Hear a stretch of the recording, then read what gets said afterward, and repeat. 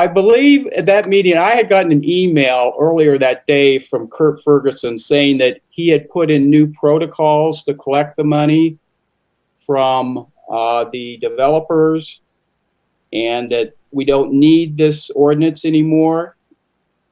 And if you look, I sent you his email on March 11th, that evening after I got back from the meeting. So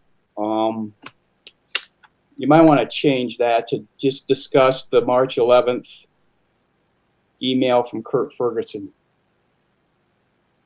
Do we know what the protocols are? Can we get like a copy of them? Or yeah, he describes it in the email. So just look back to March 11th. I sent an email with 2 attachments, and this is one of the attachments. And it describes how it's going to be part of the money they have to pay when they get the development agreement. So it'll be up front before they start digging. You know what? I do have that, Ellen. If no, I'll resend that later to everyone. Right. Okay, because I don't remember getting that. But obviously, if that's the way it's going to be done moving forward, that's certainly acceptable to us. I mean, we just want the money to be paid. Right. I'll check, Jim, and make sure you got it. Right. Okay, thanks, Alan.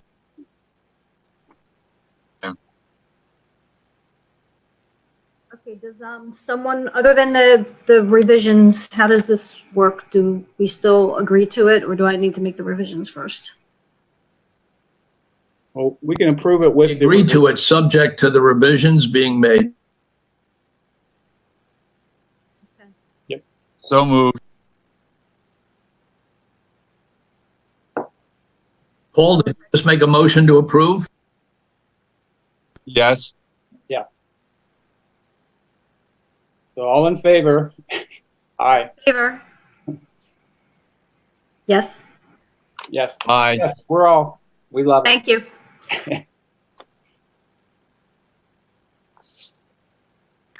Okay, down to the agenda. All right, the tree planting locations for 2020. We obviously didn't have our spring planting due to all the COVID issues. An email with the plants and the cost was sent to Kurt and Jim Majewski and Monica and a few other people. I'm waiting to hear back from them, but at this point we don't have a date for Patterson Farm. I think we're waiting to find out where the county stands as far as whether we're in the green. And then once we get that approval, then we can set a date for September, I guess late September, early October. Is there any dates that work better for anyone? I know September 26th is taken. We'll talk about that later in the meeting, but September 26th is taken. Is there any other date that like either does or does not work for anyone? End of September is generally pretty good for us. At this point, yeah, any date. I haven't planned that far ahead. Okay. All right. I'll work with Kurt and Jim just to find out where they think we stand in terms of being able to plant in the fall. And then I'll get something out to everyone regarding that. All right. So then the status of the Treeback money, is there any other updates that we need to put for this? Or is this something that we can eventually take off? Yeah, I think. Go ahead. Go ahead, Alan. You go. Well, I mean, we can take it off because what Kurt is proposing is should work. Now, our only follow-up will be maybe toward the end of the year, we look into it and see if things are going as planned, just to make sure. Trust but verify. All right, that sounds good. But the one thing we have not done, I don't believe, as far as the tree bank ordinance is concerned, is updated the cost per tree. The ordinance stipulates that on a yearly basis, the cost per tree is to be adjusted based upon the official CPI, Consumer Price Index. And I don't think that's been done for 2 or 3 years. So that should be done. And I assume that Kurt, Township Manager, takes care of that. I think the supervisors would have to vote for the increase, since it's in the ordinance as 315, I believe. So that would be up to Fred. Yeah, we would. Is any interest in that? We would have to go during the budget process. That's when we would be voting on that. All right, so in the meantime, maybe we can come up with the adjusted number. We got 6 months.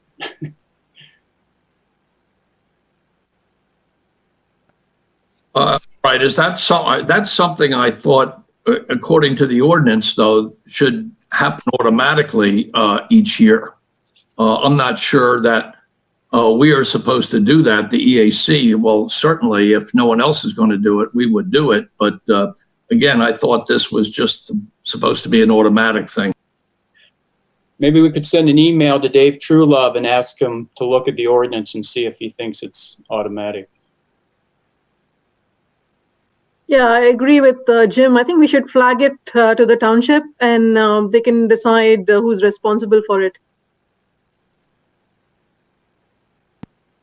We can take care of that Wednesday at the meeting during supervisor reports.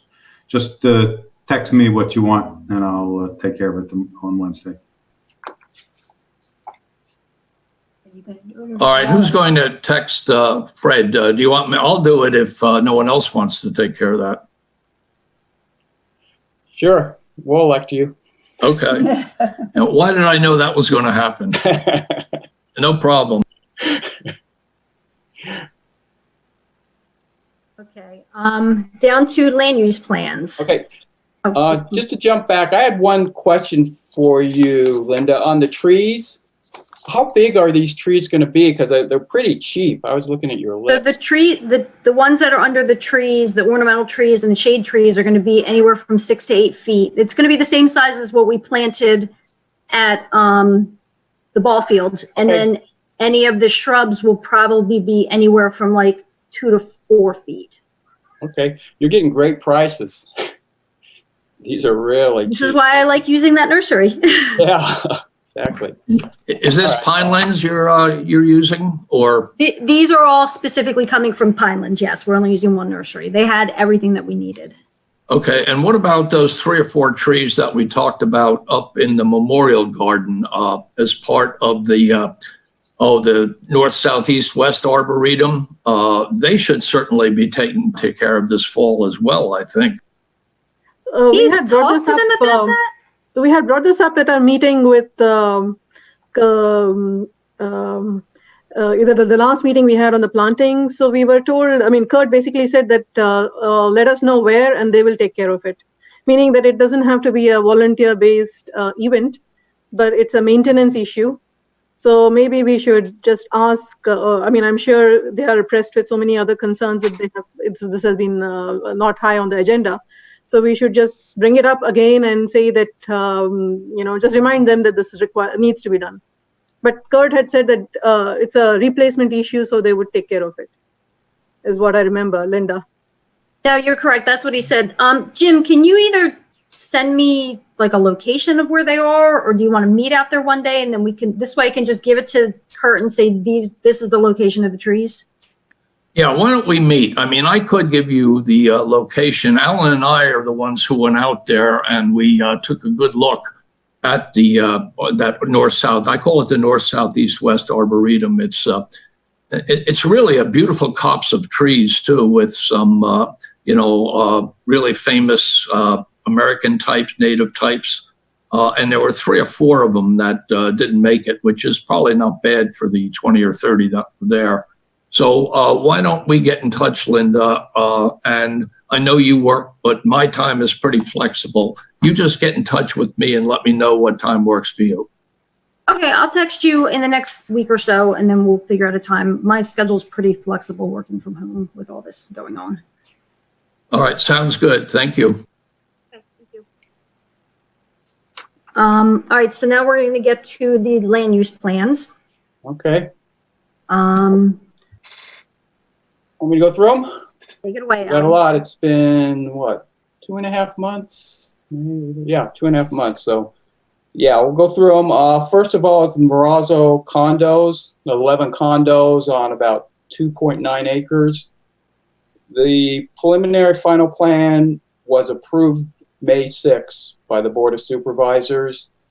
We had submitted comments in an email on January 14th, and they had made some revisions to the plan, but my one complaint, did anybody hear about these other plans? We never did get the plans that were finally approved. There were a few changes in the stormwater management plan. They went from a rain garden to an underground infiltration basin. So there wasn't a whole lot different, but we didn't comment on the final plans. I just hope they did some infiltration testing for the stormwater. But that's approved and done with. Have they adjusted the height and the setbacks? Have they tested them? What? Have they adjusted in their plans the height of the buildings and the I setbacks? believe they're the same heights that we looked at on, I think they're November 11th, 2019 plans are the ones we commented on. And I don't think they changed that. They kept the same number of condos. What they did is they addressed that issue where we raised that you're going to have stormwater runoff the parking lot right into the sewer without any treatment, pre-treatment before it goes into the sewer. And so now that water is going to go into that underground infiltration basin before it goes into the sewer. So that's the change. Are they going to use pervious pavement? I do not think so. Fred, if you heard they were, I don't think they are. All I remember is that the impervious surface will actually be reduced from what it is now, but I forget the exact numbers. From, yeah, what it is the garden shop. Right. All right, moving on to Dogwood Drive. That's the 5 homes on roughly 14 acres. It's a beautiful site. It's near the golf course. They were up for their final plan at the supervisor meeting on April 15th. And the one issue left was the tree replacement compensation.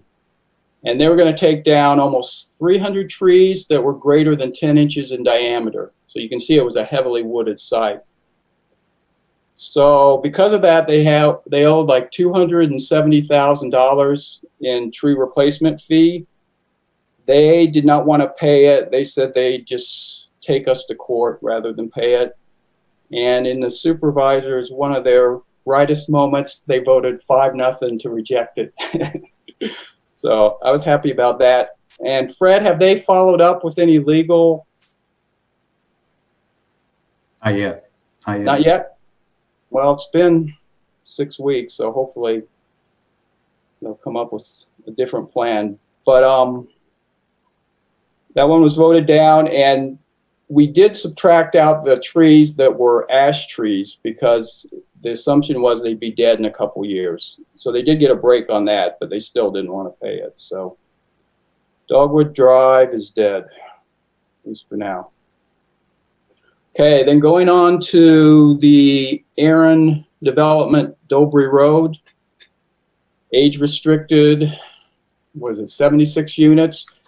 Did everybody get my draft of comments on it? Yes, they were excellent. Okay, we're all good. Yeah, I received them, and I'm on board too. Again, nice job as usual, Alan. Yeah, thank you. I guess this will be up for final approval when it finally gets to the supervisors. I think we identified a number of issues that they're going to have to go back and look at. The wetlands, the NPDES permit, among other things. There was one summary document I was hoping to get that our township engineer talked about at the meeting in December when the preliminary plan was approved that summarized where the volume reductions from the stormwater are going to occur. And it was supposed to be attached to their response to our previous comments, but it wasn't. And I've been trying to get it from Jim Majewski for the last week. So I'm going to try one more time tomorrow, and if I can't get a hold of it, we'll just go ahead and send out the comments as it is. Fred, are they scheduled for any meeting in the future, or is it still open? Still open. There's nothing on the Still schedule. open, okay. So there's probably no big hurry. Jim Majewski wanted us to submit our comments by June 1st, but I'll check with him again. But if anybody else has comments, send them to me, and if I do revise this, I'll send it out again as a draft before we send it in. So that's the Dobry Road development. Okay, next is the Timco property. On that March 11th email I sent out with the tree bank email that we got from Kurt Ferguson, I also attached a figure of this property. It's at Edgewood and Sandy Run Road, the corner there. It's the property that goes from Sandy Run Road down to the creek. So it's about 1 1/3 acre, and they want to put one house in. And the problem is they need a zoning variance because so much of the property is natural resource protected. There's Rock Creek, there's wetlands, there's steep slopes, and woodlands. And it really should be open space. It's a nice site. But they're saying 93% of it is resource protected land, and so they want to change the required buffer for the Rock Creek and the wetlands next to it from 75 feet down to 10 feet. So they're going to be asking for a zoning variance for that. They went before the zoning board on May 5th, and the zoning commission looked at the size of the house they wanted to put on there, and it was big. And they asked them if they could reduce the size of the house and then come back to the zoning commission and they'd look at it again. So that's where it stands right now. So if you want to see what they want to do, just look at that email, that March 11th email I sent out. You'll see it, a plot of it in that. Yeah, I walked that property a couple of times, especially years ago when we were doing the open space inventory. And that's going to really, really be a test to be able to put a tree up, a house on that property, okay? That was a Freudian slip, I guess. But just like you said, Alan, I mean, when you take a walk around the property, what comes into mind is, well, where in heaven's sakes could you put a house? And, the logical explanation is nowhere. Unfortunately, Pennsylvania is a property rights state, and I guess the legal presumption is that if you have property that has been subdivided at one time, you ought to be able to do something with that property and possibly put a house on it. The problem is what size house? And invariably, the developers want to put a monster house on properties like this. You're right, Alan. When we took a look at this property years ago, our attitude was that, well, it probably wouldn't be developed because of all these restrictions. So I'm very curious to see what happens here. Yeah. Well, supposedly in the middle of June, they're going to go back to the zoning commission, zoning board, and talk about it some more. So we'll see. But yeah, I don't think they paid that much for the property. So it'd be nice open space, Fred, but I know we don't have a whole lot of money right now, but some point down the line. Well, the township is actively against, Right. the plans. If the zoning hearing board rejects their application, and the land becomes basically unbuildable, it will become open space, and we will be paying for it. Just By default. as a little background, yeah. Yeah. Okay, well, I'll keep following and I'll let you know the next meeting what's going on. And the last one is called M&M One Storage. last comment, though, on that. That would be an ideal place for open space in our township, because when you go down that road right now, all you see is that lovely greenery, and that would be nice if that continued. So, Yeah, and Brock Creek, when it floods, the water gets pretty far up that hill. So I don't know how much earth moving they'd have to do to put a house there, but it'd have to be some, I'm sure. So yeah, it's not a great site for a house. A lot of other places. All right, the last one's M&M Storage, and this is on that lot behind Kohl's. It runs along Oxford Valley. It's a big property. Was it 20 acres, something like that? And a couple years ago, Jim and I tried to contact the owner to see if they'd be interested in selling it to the township for open space, but we never got a response from the owner. So that didn't go anywhere. But now, apparently, there's a company that wants to work with them to build a huge or a big storage building there.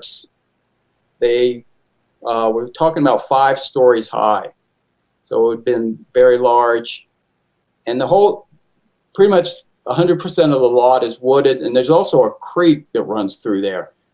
And they had this building sitting right on top of the creek. So I was wondering how they were going to do that. But the supervisors looked at it and they weren't real excited about it. So I think the owner's going to go back to the drawing board. But it's right adjacent to 5 Mile Woods, so it would be another nice open space pickup. But we tried. Maybe he'll change his mind after a while. All right, any comments? So yeah, that was just a sketch plan. They don't have a preliminary plan in with drawings and all that. So it's just, it's got a long ways to go. And the last one I thought I'd mention is on Thursday, there's going to be a special supervisor hearing on the mixed use ordinance for the Wegmans retail and apartment complex across the street from Shady Brook. I'm sure everybody's familiar with that. So I believe it's going to be another Zoom call or internet format. And we submitted comments on those ordinances way back last September. So we've already submitted some comments. I'll listen in, and you, the rest of you might want to listen in. I'm sure it's going to be a long meeting, though. What time does it start, Fred? 7:30? 7 p.m. 7 o'clock. 7 p.m. So I'm predicting 11 at least. So it'll be a long one. But one concern I was always wondering, because nothing's really happened with it. We raised the issue about the maximum height of clock towers, spires, and cupolas. And the ordinance seems to read, maybe I'm reading it wrong, that there's no height limit on those.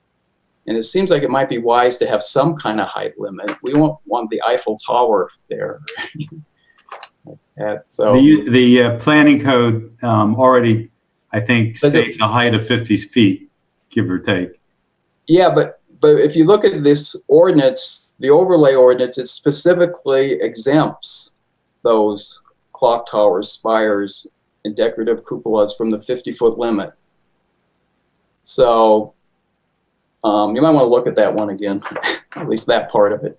Well, that's going to be part of the discussion on Thursday. Okay. All right, that's it for land development.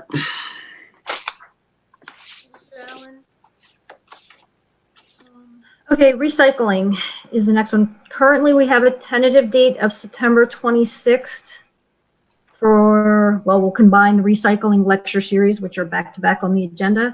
And then hopefully we actually keep this date, depending on what's going on in the state of Pennsylvania. But Jean and Jim, if you guys want to speak about that.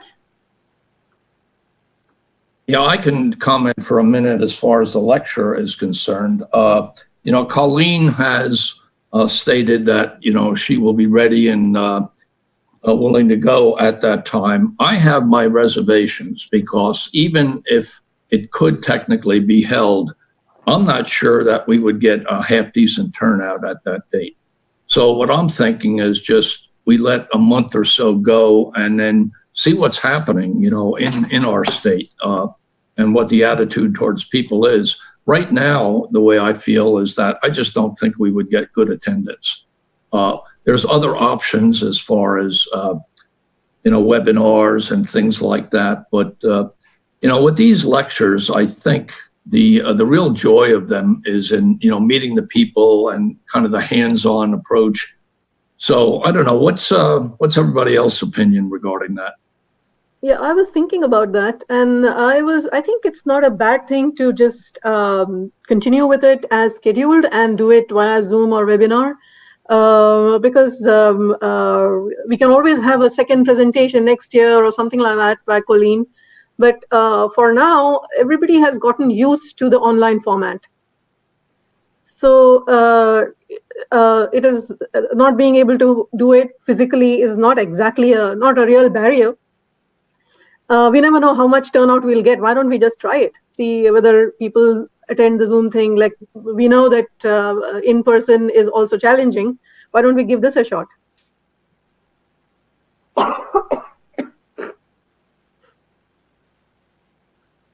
I'm all for that. Try it with Zoom. Would you do that, Jim? I don't know. I could certainly, check it out and see if that, would work.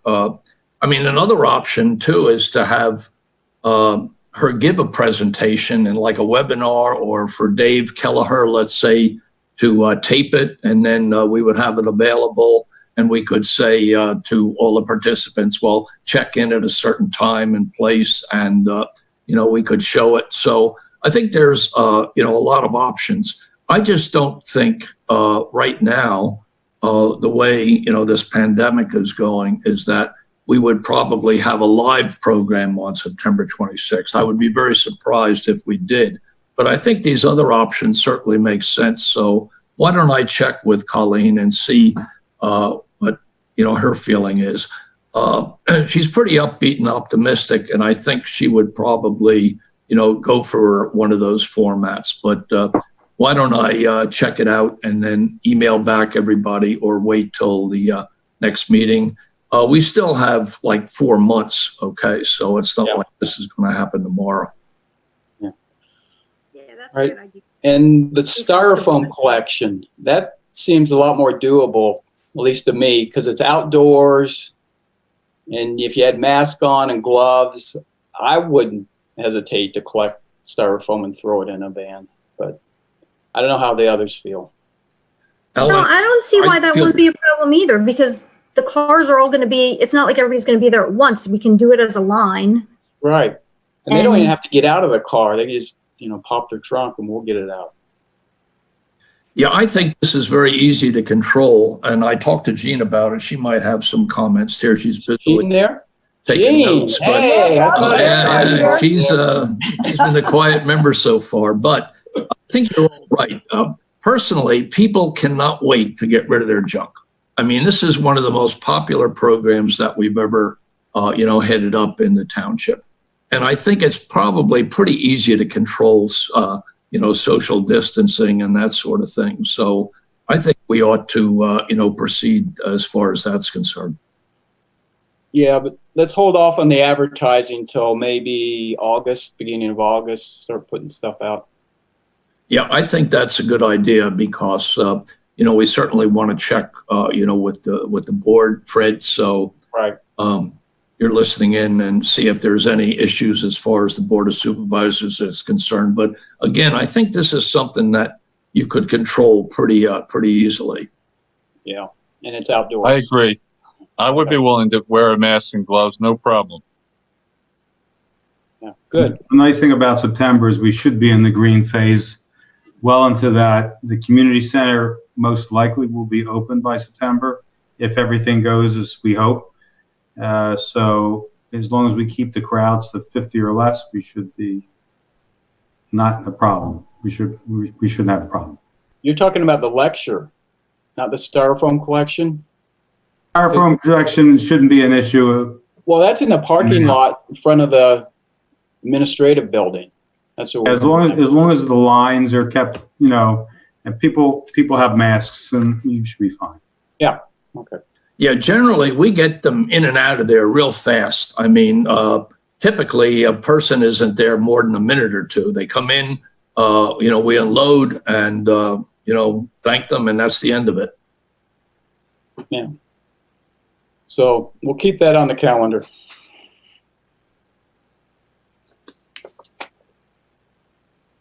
Okay. Next one is the webpage, newsletter, Facebook. Barb's We not can't on I hear the can't call. hear you. I can't hear you. Oh, sorry. For some reason, I thought I thought my finger was on it.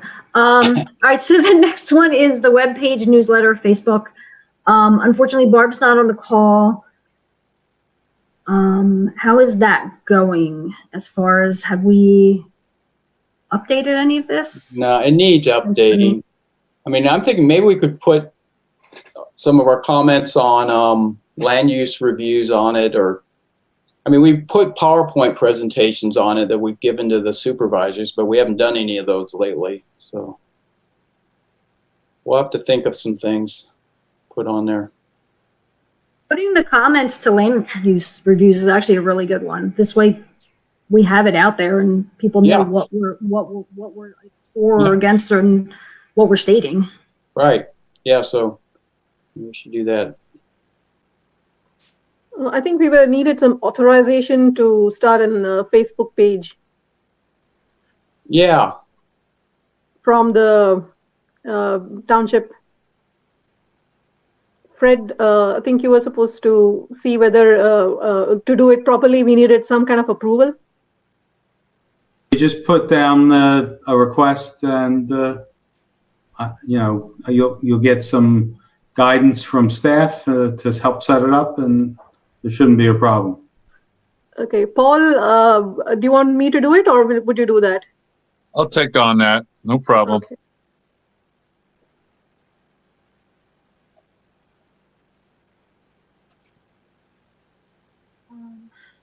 Okay, moving along. The Environmental Stewardship Award. Did everybody look through Jim's comments on the forms?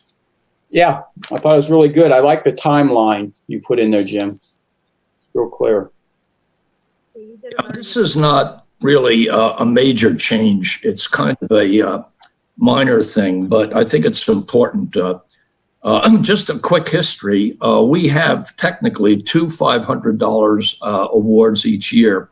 The EAC, quite frankly, never wanted two awards, but when this was introduced in 2007, one of the board members was so enthusiastic about, doing a program like this that he suggested a second award, I think, to a Pennsbury senior for whatever, maybe for a scholarship. I forget the exact wording. And with his enthusiasm, we weren't about to, put, a damper on that. So we went along with it. But historically, we've never given two awards a year. We've only given the one $500 award. But I think today, realistically, and from an economic viewpoint, I don't think $500 really cuts it. And I think $1,000 would be much more meaningful. And the EAC has a budget, so we could, certainly take care of that. So again, there's not any real major changes. There's a few tech points that were changed, some dates and things like that. But basically, that was it. So I guess my next question is, if everybody's in agreement with that, probably, we'll certainly have a discussion first, but if everybody's in agreement, then we have to find out from Fred as to how we should move forward, with this. It takes, I think, just a simple resolution to put this into play. And again, the changes that we made or are suggesting are really not that major. So what's everybody's feeling about this? Okay, Go forward. I guess, will we have to write it up in legal language for the resolution? You can propose the resolution if the board agrees, then it'll go to our solicitor, and in a subsequent meeting, it will actually pass the resolution.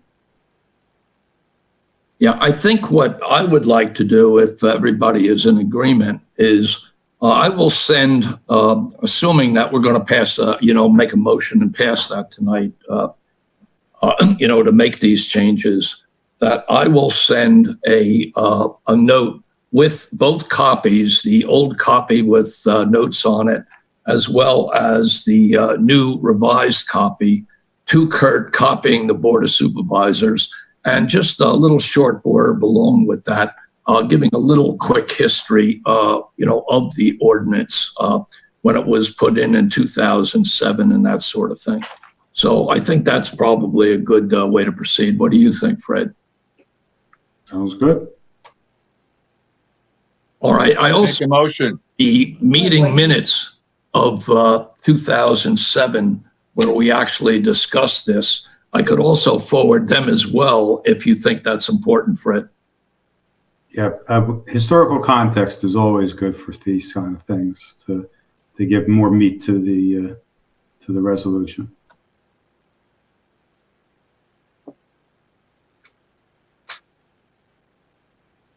So, should we vote on this? Okay. Do I have to? I guess, Yes, yeah, that works for me. just what would we vote on? Just to submit a resolution To submit a resolution to change to the update amount of the award. and update, yeah. So I'm making a motion to submit for Jim to prepare and submit the resolution to Kurt and the Board of Supervisors to revise the award. Right, I'll second it. All in favor? Aye. Did it.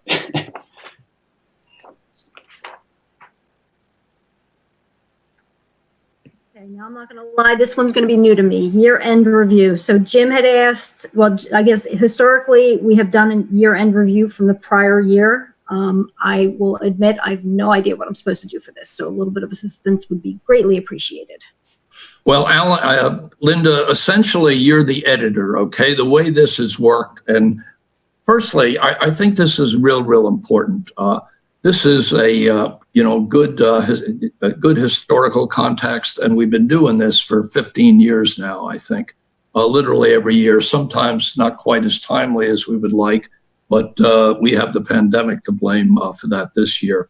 But generally, you are the editor-in-chief, and what everybody does, Linda, is send you the information that they worked on for the year, and you put it together, and then we review it at, let's say, the next meeting, and make any suggested changes or whatever. Now, also, I have good historical records, so what I will do is I will send you a copy of the last 2 years. So you can see the kind of format that was used. For instance, the way this would work is Alan would send you, since he's done a lot of the work on the land use reviews, a quick synopsis, and not getting into detail, not writing a treatise on any of this stuff, but this may be the number or the items that were done, and a quick overall comment. And for instance, the heritage tree ordinance was passed in 2019. And I did a lot of work on that. So I would send you a short blurb on that. When I say a short blurb, I'm talking a couple of sentences, because basically this is just the year-end review is a series of, points, pertinent points. And, it's 2 or 3 pages long. We also, have a section where we talk about the proposed items that we're thinking of doing in 2020. So everybody maybe could send Linda a few of those items. I have a list as well that we talked about before with maybe 7 or 8 items on it, like the continuing thing with Elcon and the lecture series, tree planting. But then this year too, we would probably be talking about Elcon. So whatever you have touched, any of the members, whatever they have basically spearheaded, I think they should send that information to Linda. Hopefully, let's say within a week, and then maybe Linda has till the next meeting to put all that stuff together. Does that make sense? Or you think that timeline is a little too tight? Oh, I've got time on my hands these days, so I can do it. I will send everybody an email regarding it. This way, there's not a whole bunch, and then just respond to that. This way, it's all in one format. Are you going to divvy up the tasks? Say who should do what? Yeah, let me look at some of the old minutes from 2019. I'll do the tree bank. I think you should give recycling to Jean because she loves that. Is the time Jean is incredibly enthusiastic about doing that. Okay? That's what she told me right now. I knew it. Is the time frame based on a calendar year, or do we have a different year that we're following? No, it's based on a calendar year. So this would be the 2019 year, Kim.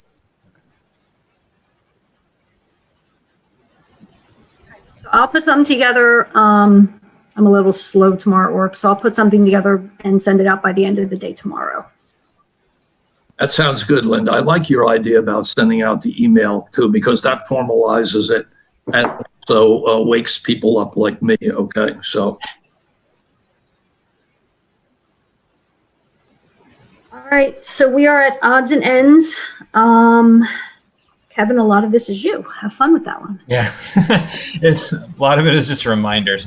The Green Regions grant, they haven't actually published anything for 2020 yet. So that's just, I think the submission last year was due late September. So I don't even know if they're going to have it this year, but if they do, I just want to stay on top of that. The sustainability PA,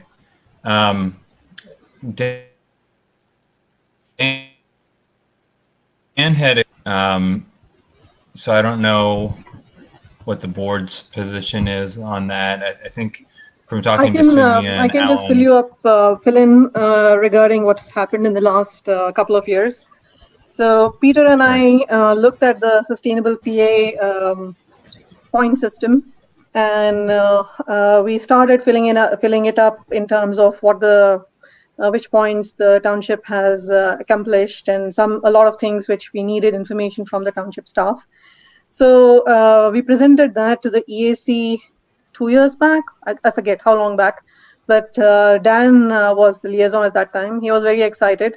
He asked us for a copy of the whole thing, which we did, and we never heard back after that on that.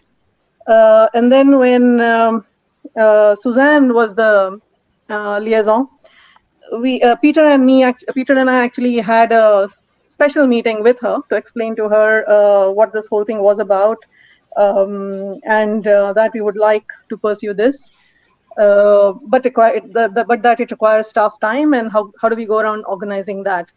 So she was pretty straightforward in saying that I don't think this is going to get past the Board of Supervisors right now, because she didn't think that it would.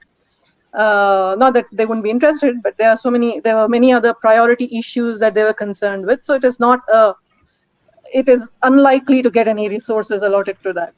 So therefore, she had actually suggested that I would rather you did some focus on something which is tangible, like the tree planting project that we were doing.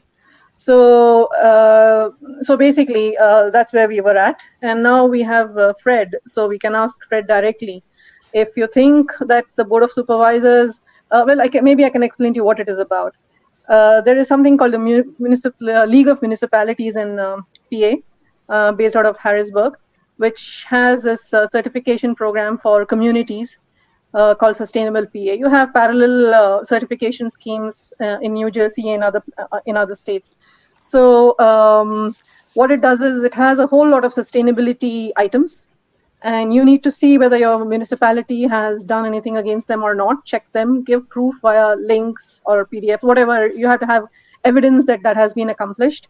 And based on the number of points you get, you will get a, bronze, silver, gold, those sort of things. What do you get out of the certification? Well, you get some sort of,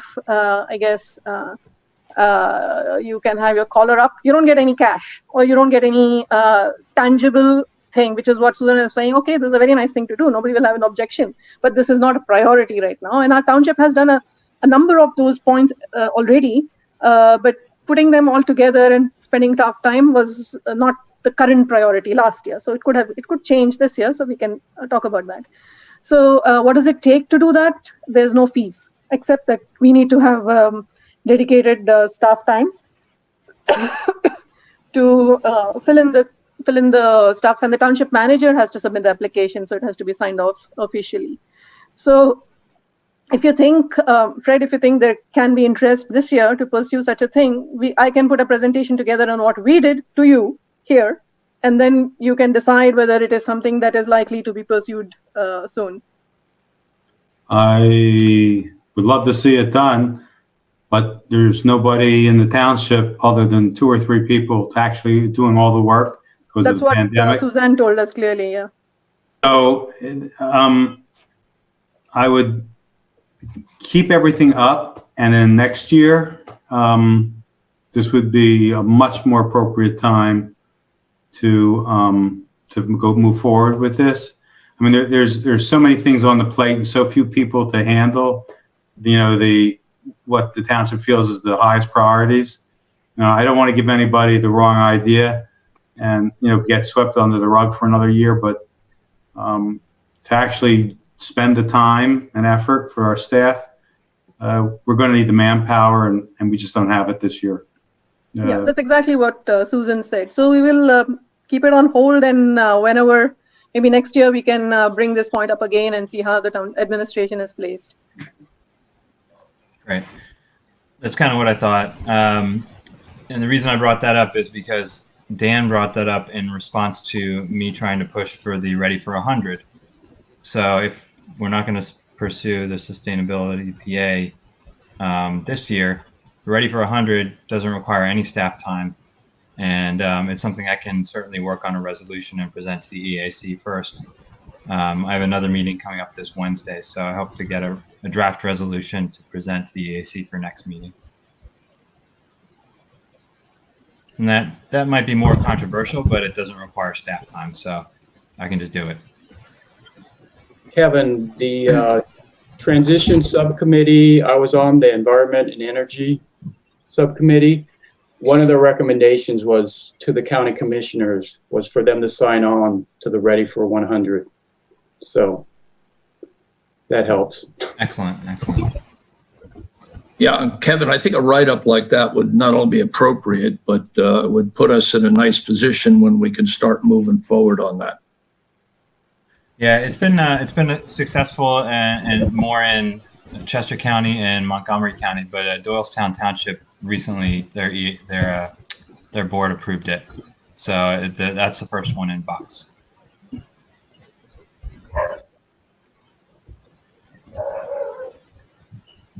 All right, Kevin, so did I send you the report the subcommittee sent out? I can send it to you, and you can see the language they used for the Ready for 100. I'll email that to you. Okay.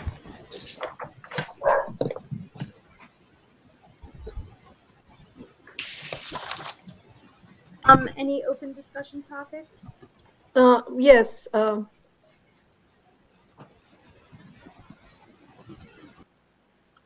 Sumi, I'm not hearing you. Please unmute yourself. You either have to keep hold of the space bar or unmute yourself. Okay, can you hear me now? Okay. I can hear you now. So, I had a suggestion in terms of future forthcoming editions of the newsletter or our website or whichever Facebook or whichever way we want to, we are trying to circulate information on what the EAC is doing. one of the things I was thinking is to highlight residents who are actually implementing rain gardens, small butterfly habitats within their own property. Actually, just yesterday, I went and picked up some seedlings from somebody who's a master gardener, and she has this small patch, which is a pollinator-friendly patch, and she has got some 2017 Garden of the Year. I forget. I think it must be from Penn State. So there are a bunch of people in the township who have pursued these larger goals on their own property. So I thought if we try to highlight a few of them each time, it sort of circulates among our township what else one can do besides the nice green lawn with Roundup. So it's like, our own neighbors doing something nice, and in a very small way, which is very doable on your own patch of property. Just give me the address and I'll take a picture. Yeah, no, I suddenly realized that they're going to be more than one. I can send you the address for this one, but they're going to be a bunch. So I was thinking we should highlight residents who are actually implementing small things which the EAC supports. So that sort of, makes other people aware that they can, that a whole lot of stuff is going on actually within the township. It's sort of supportive, and hopefully other people will get inspired and, say, oh, I can do this on my patch too. Yeah, put it on the web page and the Facebook page. Yeah, whatever we think. So I thought, from whatever I know, I'll just make a list. I'm sure Jim knows a bunch of people who have small, nice patches, butterfly habitats, rain gardens. I can circulate it, and I'm happy to go around interviewing those people and meeting them and taking pictures, like Paul said. Paul and me, both of us could split the list and cover some people and have a bunch of profiles, like, maybe 2 in each month or whatever, however it's possible, whatever periodicity we want to look at. Sounds good. Let's do it. Yeah, so I'll put down whoever I know in a list, and we can add to that list. I'm sure Jim would know a bunch more of people, and Alan, I'm sure you would know too. Dan would know as well, but let's start with something and we can keep developing the list. Is there any awareness? Are there any township or county incentives to do rain gardens or detentions or diverting stormwater or anything like that? County guidelines? I'm sorry, I missed the key word. Oh, are there any county or township incentives for homeowners? Incentives. I don't think we have incentives as yet. Yeah. Do we? I've never heard of any. Okay. No, there's an indirect incentive, because a lot of times if your stormwater management plan will not pass muster, putting in a rain garden will allow that to happen. So in a sense, that's kind of a real incentive for a homeowner. Yeah, if they're doing new construction. Right.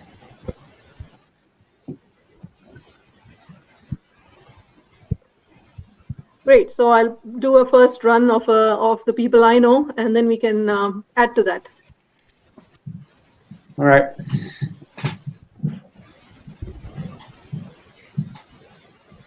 Linda, I have one other item to discuss just briefly, and it's the status of the heritage tree ordinance.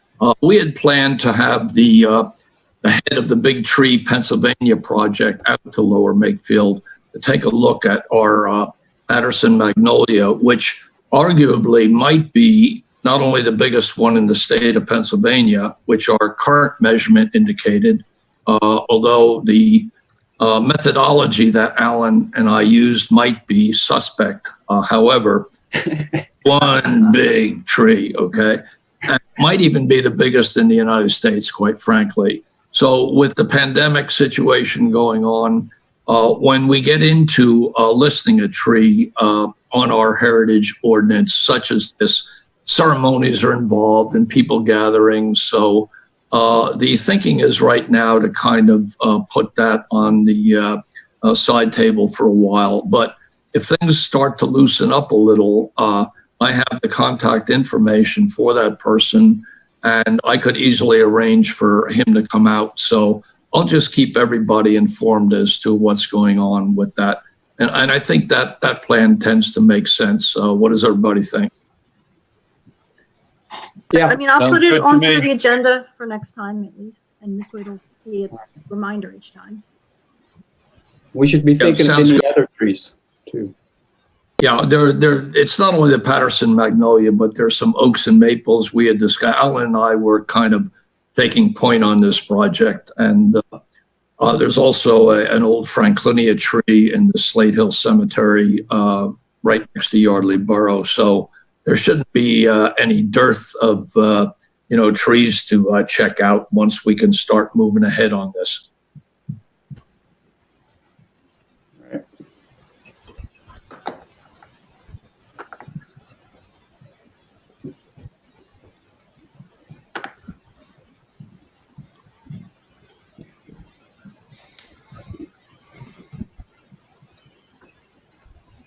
I think that's about it. Linda, are you going to, I didn't hear you. Are you going to officially end the meeting now? Really end the meeting early. All right, I guess I'm calling this meeting adjourned. Should we talk about next meeting? Oh, I don't know how that's gonna work. Well, I can maybe get in I'm touch. dreaming, but I'm thinking maybe in July, we could meet outside somewhere. Everybody bring a chair, sit 6 feet apart, outdoors in some park or, I don't know. Let me confirm with Barbara if that's something that we'd have to at least Get publicize, approved or. get approved and all that. But the public should be able to join in if needed. Right. As long as we're all 6 feet apart. When I send, and outdoors, when I send her the agenda, the meeting minutes, the approved meeting minutes, I will ask her that and then get back to everyone. And Okay. then we'll find out about that. Yeah, that would be July 8th.